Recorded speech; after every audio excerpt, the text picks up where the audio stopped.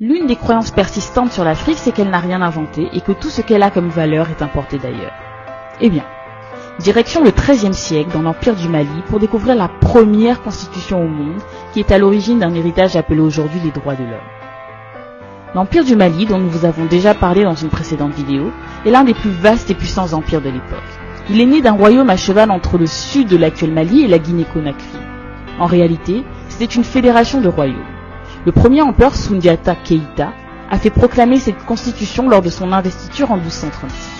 La charte du Mandin, charte du Mandé, charte de Kouroukan Fouga, ou encore en langue malinké Manden Kalikan, est la première constitution au monde. Son but était de définir les règles et les lois afin de garantir la paix entre les différents peuples de l'Empire. D'abord orale, ce n'est qu'en 1960 qu'elle a été reconstruite par Youssouf Tata Cissé, et depuis 2009, elle est inscrite au patrimoine culturel immatériel de l'humanité à l'UNESCO.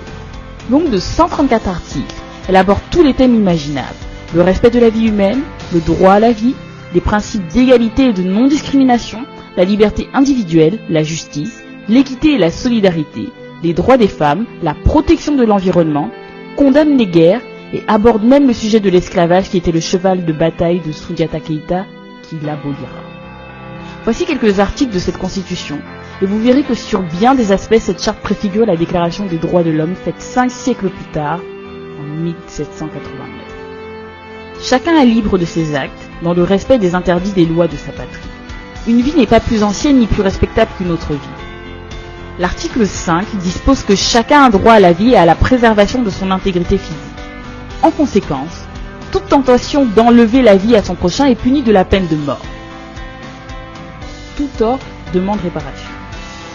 Pratiquer l'entraide et veiller sur la patrie. L'article 16 est sur les femmes.